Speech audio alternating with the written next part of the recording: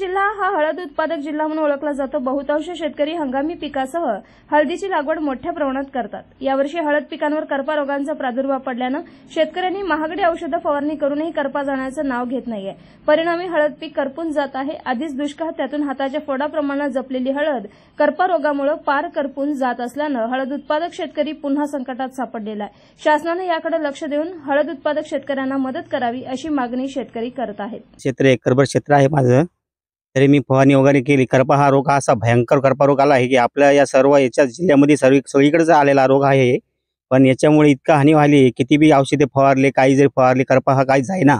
शेवटी हा आम्ही काय केलं, औषध आता बंद केले। आता आम्ही पाणी सरळ तोडलं। आता जे कंडिशन पाणी आता सध्या तोडायचं नव्हतं ते आता कंडिशन आम्ही आता लगेच तोडून टाकलं।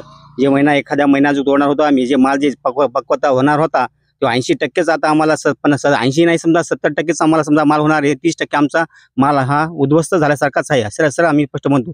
माझी 5 एकर शेती पूर्ण आहे, त्याच्यात मी 2 एकर हळद हे पीक घेतलेलं आहे। यावर्षी हळदीसाठी आम्ही भरपूर रीती प्रयत्न केले, भरपूर खर्च केला, फवारण्या केल्या, तिले खते सोडले, तरी बी हळदीवर करपा रोग असा भयानक आला की तो दूर कशाने झाला नाही।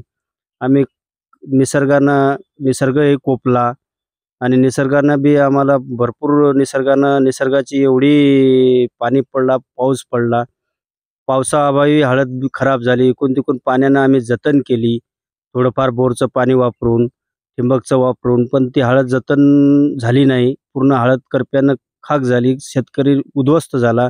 तरी मायबाप सरकारने शेतकऱ्याकडं थोडंफार काहीतरी मदतीची अपेक्षा म्हणून मदत करावी अशी माझी विनंती आहे।